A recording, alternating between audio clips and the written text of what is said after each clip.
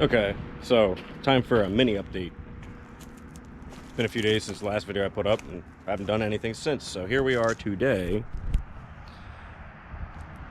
We got Kyle, the electrician, in his pajamas, man. I was going to bed. Why are you drinking Red Bull for? Shouldn't that be a Monster Energy drink? No. Oh, wrong Kyle. Wrong Kyle. No drywall here. No drywall to punch through. So we're currently in a hillbilly section of the county, if you couldn't tell. And there's a trailer park right there across the street. There's some guy with something in the bed of his truck, and we have a trailer parked out there, Red Camaro, across the street from the trailer park. Right next door to a shitty ass Honda Civic.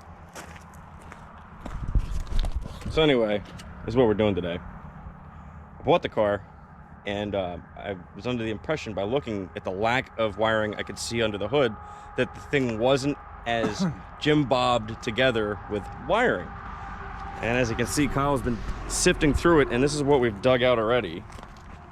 Now granted, half of that wasn't even plugged into anything. It was just zip tied underneath the hood to other wiring harnesses. And then like the black 84, you found what? Ys that split into Ys. Oh yeah. And then you have to ask yourself why. So yeah, that's been pulled out. He's got his voltmeter out. And now the underside of the dash. Now Kyle's just trying to wrap his brain around what's going on inside the car, because what'd you find? Somebody tapped into one of the light sockets for the shifter indicator. I don't even know what it was tapped in for. It was just somebody took the plastic off of some of the wire and just wrapped another wire around it, and then just took electrical tape and But the thing is, what do you need to hook into the light for? Because whatever you're hooking up is only going to work when that light's on. Yeah. And if you're going to tap into something, you might as well just tap into the 12 volt that's going straight to your radio, because as long as the car's on, you got 12 volt there. That's the only thing I can think of now that I think about it, is possibly they had aftermarket gauges in this thing somewhere, and they wanted them to light up when the headlights come on and shut off accordingly. So he's trying to sift through all this and just wrap his brain around what's actually going on in the car, because there's random switches to be found. There's that random switch, another random switch down here. Oh, it got worse. I found that wiring harness tucked up in there. Yeah. And those are all blade connected into the fuse box for some reason. And some other, you can tell there's their nifty remedy for a horn that didn't work. And something else that we found interesting, he found it because he was digging around under the dashboard. I've been trying to put one of these in my black car I have the switch, I just never put it in. I need to make time to put it in. But since somebody broke the turn signal switch, you can get it in the right turn mode and cancel it, but you can't go to the left. So what they did was they broke the high beam switch that no longer pulls back, and they put one of these in. If I could find it. They put a high beam dimmer switch on the floor, like every car should have. The only problem is this motherfucker must wear a size 13 or 14 clown shoe, because it's way up the dash where you can't even find it with your foot. So that needs to be dropped down and relocated lower. But that is how every car should be. I don't know why they stopped doing it in every model in America, 1980 and newer. They put it up on the stick. You know, you thought the hands-free high beam switch would have been the, you know, why fix what's not broken? That worked better in my opinion. So yeah, we're just picking away at electronics in the car. It's gonna be pretty hard to get everything tapped correctly back to the ignition switch.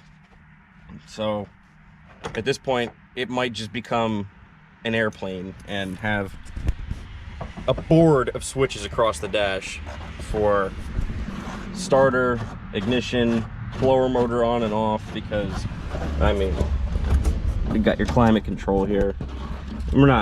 I'm not even going to attempt to try and make that work again. The car is going to need heat because we live in PA. It still gets cold in the summer nights at 4 in the morning, and so we'll put the blower motor in the car and just have it hooked up to a on or off switch. When it's on, it'll just be 100% fully cranked up. I know last video I was going on about how stripped of options this car was, but I found two that I didn't think this car had. It actually does have intermittent wipers.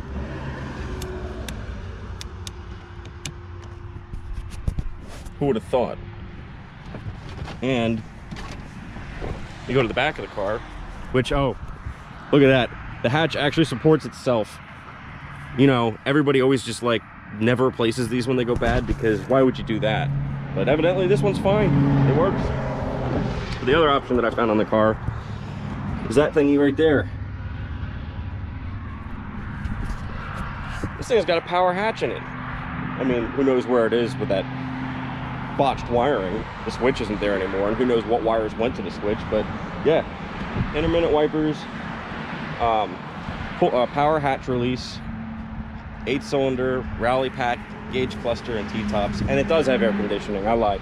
I was looking at the climate control last time and I didn't see where it said bi-level and mix with air conditioning above, abbreviated above it, but it's also, it had AC. So I got that going for me, which is nice.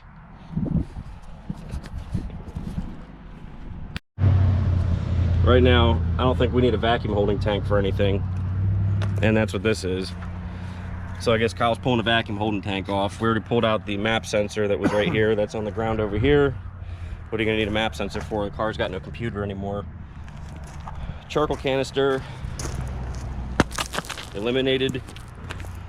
Black interior plastics that came out of some other car that somebody had in this that's not going back in the car. So we're trying our best to clean up under the hood. And get this, these cars, you can ask him because he's done it already. These cars are notoriously known for being nightmares to do heater cores on, and he's already done one on his. Now, I pulled back this little trap door, and I said, oh wow, look at that, it's got a brand new heater core in it. No shit. One thing I don't have to do that I didn't want to do, but then we're looking at this nipple on the heater core itself, and it's all botched. You can see it's gonna cut somebody's finger.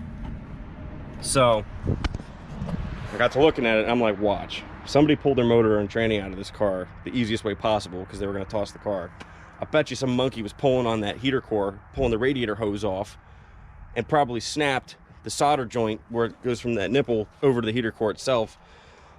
And we can't tell if it's got pressure yet or not. He tried cupping up one side of it with his finger and blowing through it, and he got a mouthful of antifreeze, but Yummy. so one side, what'd you say? One side was holding pressure, but the other one wasn't? Yeah, you blow through it on one side, you got pressure. You blow through it the other side, you don't have pressure. It just bubbles, which doesn't make sense. You should have pressure no matter which side you blow on, or at least that's... So we're gonna have to put a pressure tester on there and really see what we're working with. I'm hoping somebody didn't break a brand new heater core, ripping the hose off like an ass wipe. Well, one hose... I pointed that out, how it's all jagged. Well, I was away getting a wrench, not bad. Yeah. So yeah, that needs to be figured out, and that'd be a massive kick in the balls. A car that's really hard to put a heater core in, somebody put a heater core in, and then some monkey broke it. I'll do it again. I'll probably crawl into there and just rip it apart and do it. And I mean, for what we're doing with the rest of the car, Kyle, does it really have to be done the right way? I'm sure there's spare parts under the dash that don't need to go back in. Well, look, man, you can break off one bolt underneath there, and it makes the job way easier. It's just one bolt. We'll get it figured out. And Chevys, they run the starter on the passenger side, right back in that hole, and my Olds motor runs it on the driver's side over there. So the battery is now going to have to sit on this side of the car. I don't know if that horn's going to be in the way or not. If it is, I'll take that bracket off and put it on from the back side and hide the horn in the fender. Nothing's going to go there anymore, obviously. I really should scrub up this firewall and all the strut towers and clean this thing really well before we put the motor in, just for the fact that, not for looking pretty, but when you got to get in under the hood of the car of this thing and start working on shit, you don't need to drag your knuckles across 3/4 inch of grease, you know what I mean? Yeah, so you don't end up looking like that. Yeah. The factory tack, I would put money on that it doesn't work. They have a circuit board on the back that always burns out, and you got to rebuild them. I am not going to use anything factory other than the speedometer. I figured we'll just put one of them big Jim Bob tacks right on the top of the dash, or maybe under the vents. Not sure yet. I might put a radio up under the vent instead. Cool, so the camera just decided to have a memory card issue the moment I was just talking about putting a radio in the car. So let's pick up where I left off. I'm missing about 3 minutes of stuff I was trying to explain to you guys. So anyway, like I was saying, I'm probably gonna put a hillbilly tack on top of the dash just for aesthetic, comical reasons. I mean, people do it and I think it's the goofiest thing in the world, so I'm gonna do it just because it's goofy. What I was trying to talk about before the camera stopped filming was motor mount issues you have with putting any other BOP engines in these cars, like a Buick, Olds, or Pontiac. These mounts, they're bolted in like that, and they need to be slid back a little bit. So there's two ways of doing it. What I was reading and what I've seen from other people putting Olds motors or Pontiacs in these cars is they say you bolt your motor and transmission together, slide it in the car, bolt the transmission in. Now you know you're where you have to be. You can undo the mounts and slide them back to where they need to be, trace on the frame where it goes, pull the whole unit back out of the car, drill new holes in the frame and bolt them in. The only problem is, in order to get to the back side of these bolts where there's nuts, you can't get into the K-member anywhere unless you drop the lower control arms out of the car, and then the springs fall out and you gotta do all that work, which I'm not doing. So there's option two. Back these bolts out as far as I can get them before the nuts on the backside start rotating. Get a die grinder in there and cut the bolts out. Then we just lay my new motor in the car with newer lower motor mounts all bolted up to the upper mounts, and then trace out where it goes, pull the motor back out of the car, fun, and then just weld them in. I mean, that's not the correct way of doing it, but look at the car. The car was 2 inches away from going to a shredder. I'm the reason this car is going to be on the road, if it even makes it that far. We're not worried about it. Oh no. Speedometer cable. Yeah. Oh no. Well, I guess it does need a speedometer cable. I just noticed that. Okay. I wonder they're working on wiring. Yeah, that's cut. Okay, well here's the problem we're gonna have. You know how hard it's gonna be to put that speedometer cable through the dash and then get up under the dash and hook it on? I'm not saying we're gonna do this, but it's a possibility. Why don't we just put a new speedo cable on it, put it up here, and put the tack, or put the speedometer up on top of the hood? Again. I mean, it would have to be encased so it doesn't get wiped out by water, but not saying we're doing that, but it's anything goes. That's why I'm saying welding the motor mount into the car is not going to be a problem. And it's just a lower motor mount. You can always unbolt it and pull the motor back out. So yeah, it took me a long time and a lot of homework to figure out how to change these motor mount locations. Nobody had the right answer. I had to keep looking and looking, and finally I was explained what I just explained to you. So I think the hardest parts are going to be the motor mounts and relocating the battery cable and all that stuff for the starter being on the driver's side. The alternator wiring and all that's over here on the driver's side, which is good because my Olds motor has the alternator on the driver's side of the car. I'm not sure what manifolds I'm going to be able to use yet because these strut towers might be in the way of what I'm trying to do, but after seeing pictures of another car like this with a 350 Olds in it, there's a lot more room in between this tower and the engine itself than we were expecting. So that's all up in the air. On the other video I was explaining I may use my manifolds that go straight up, or I may use the Tornado manifolds that go out and then up.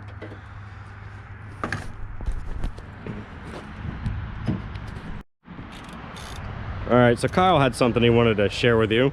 So there's a switch on the right next to your steering wheel there. It doesn't say on off. It says no, and then no. And no does not translate to on in either one of them. And then that was hooked up to this cluster of wires here. Oh no! The no switch went to the rat's nest. Where does it say no at? There's a switch to the right underneath your cigarette lighter. Neither one of them translates lights on. Oh, I see it. No. No. I told you it says no, not no and on. Right. No, the vendor, why would they both be on? What kind of retard built this? No. No.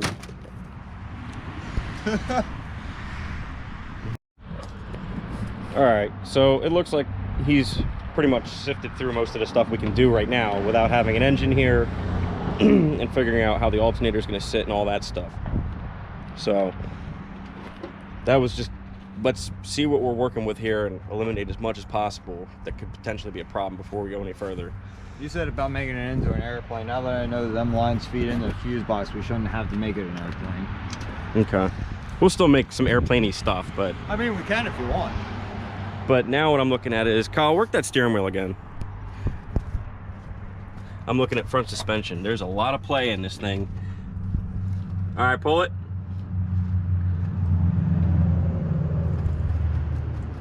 Go the other way.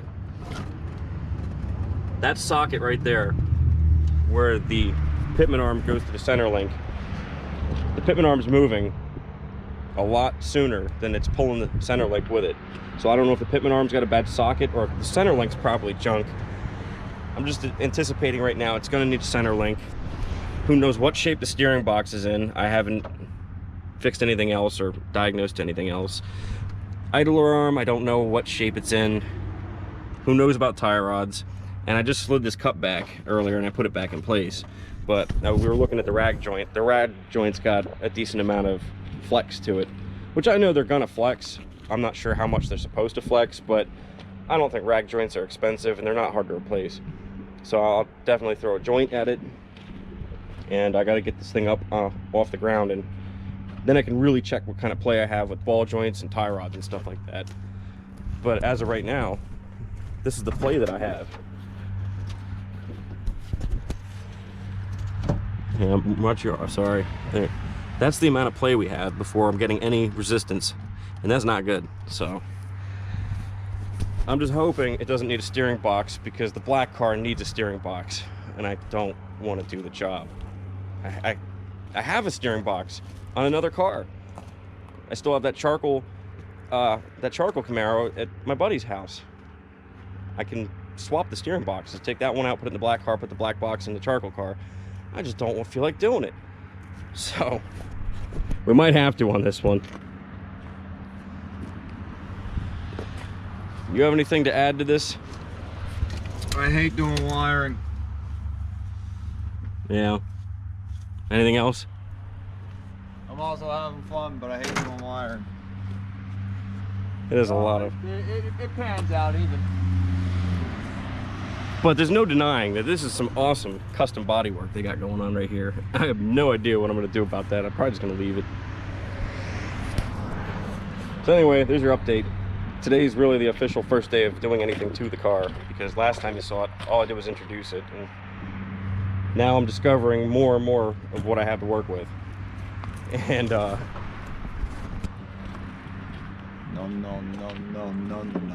how is this compared to the black one? Lot-wise? No, wiring. Wiring? Worse? A lot worse. Yeah. Well, at least a lot of that's eliminated now. Spare parts. So that's gonna wrap this video up, and stick around because I'm trying to hustle and plow through this thing. Let me know what you think down in the old talking section down below. See you guys later. Take it easy.